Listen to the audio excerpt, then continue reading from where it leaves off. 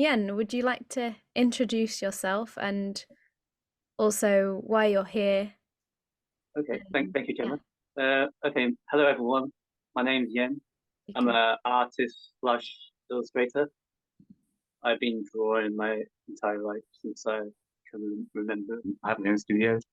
I do a lot of volunteer work, and I've been using art as a way to advocate the importance of looking after mental health. Just telling my own stories, and currently I'm also working on a children's book, which is about mental health. So that is my main drive to bring me back to doing art. But I didn't have a purpose before, but for now it's mental health. Just take a deep breath so you can close your eyes and take a breath. And you can put your hands on your heart if you want to.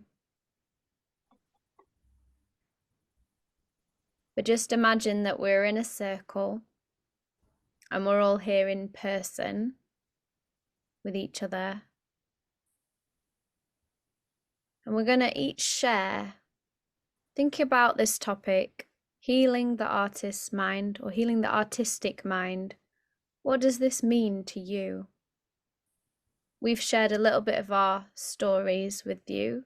Hopefully that can give you some inspiration of what it might mean for you. But maybe it's something different for you, but just explore. You don't have to share with us, but you can share with us if you want to.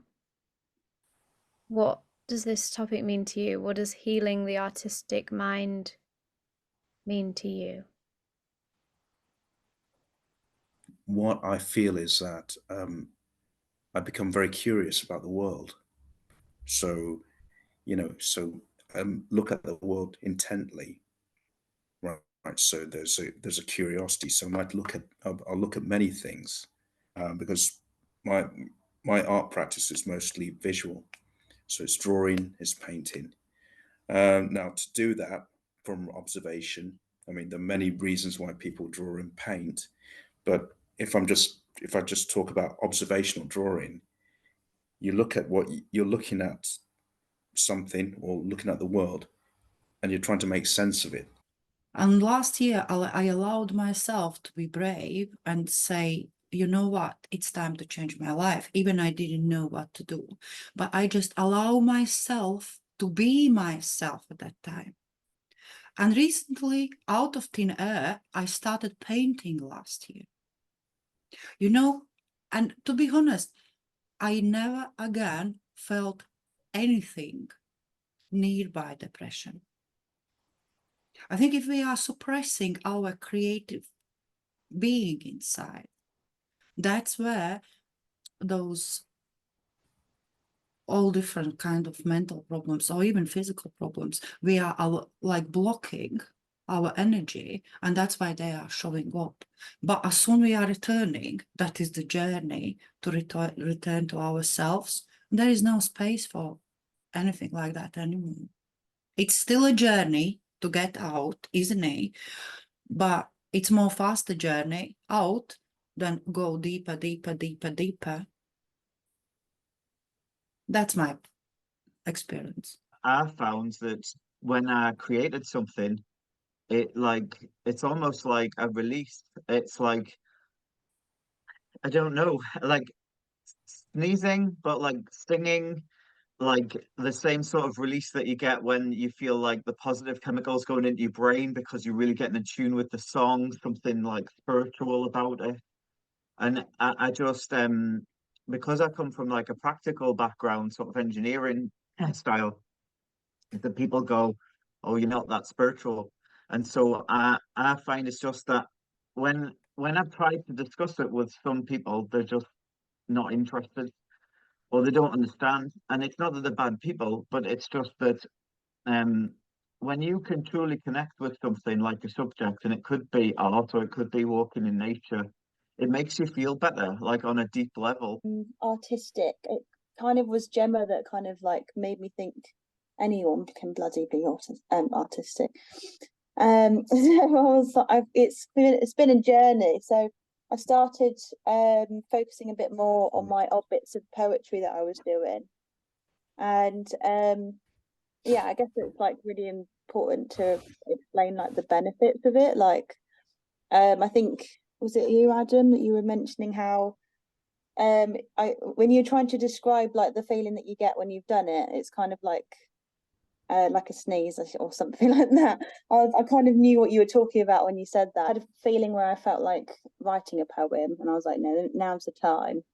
And it just kind of falls out of you. It happens, and then it's like all of the challenges that you faced, you know, minutes before or even a day before, and something nasty happened at work or something.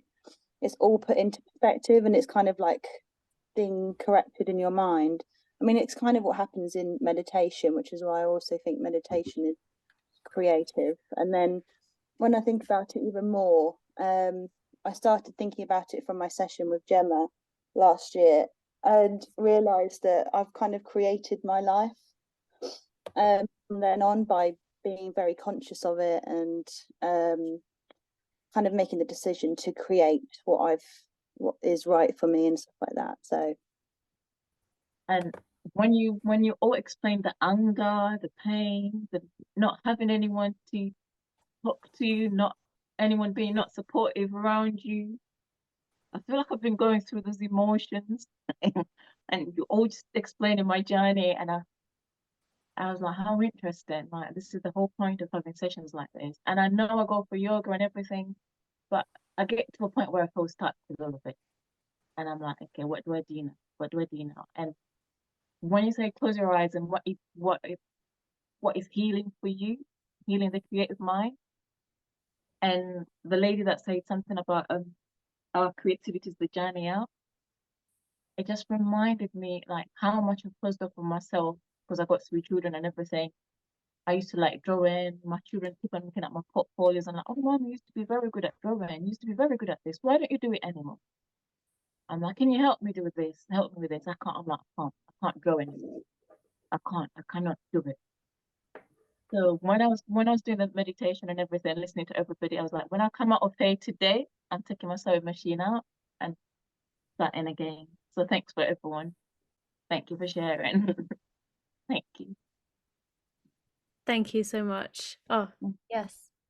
I feel like this session is just delivering itself just so naturally. I also want to share this book recommendation. It's called The Artist's Way. It's not going to show itself now, is it? It's by Julia Cameron.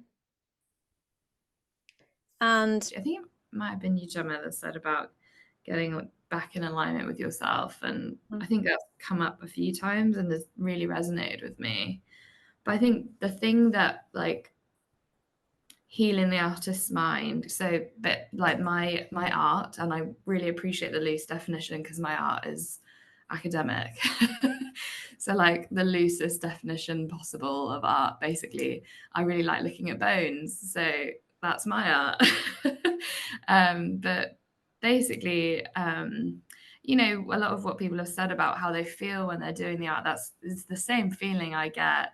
And there's a really creative side to it. I think one of the biggest things for me is it feels quite vulnerable to contribute new things and new ideas. And my PhD is like a brand new idea that I feel way out of my depth with, and it can be quite hard to just even imagine sharing it. So I get quite a lot of blockages, artist block with that, where I kind of feel stuck. But the other word that came up that resonated was like hibernating. I've also been through a lot of stuff in the last few years, and I'd say like traumatic stuff. And really the first thing that goes is the work that I love. I think that's kind of been a theme as well, as like we've all like at some point stopped creating because we weren't in a good place. And I think the thing that not came out of my research, but that I use in my research is a theory of thermodynamics, where energy, once the body uses some energy, it can't reuse it for something else. Not obviously the broader term of energy where, you know, it's passed on, transformed, but like the human body's usage of it. And it affects growth quite badly. You know, if the body is stressed in some way, even emotional stress, but say like a disease, then the energy gets funneled to fight the disease and protect the body, and that energy can't then be used for growth, and so you get growth stunting.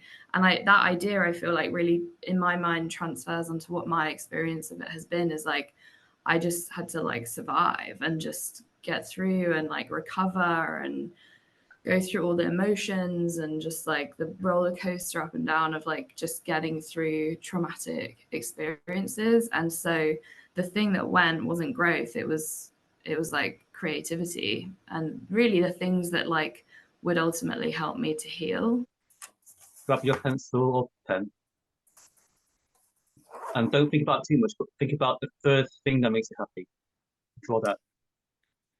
Doesn't matter about technicality, don't have to be accurate. Just draw the first thing that makes you feel happy right now, this moment. Don't think about it too much. Close your eyes and draw what makes you happy at this exact moment.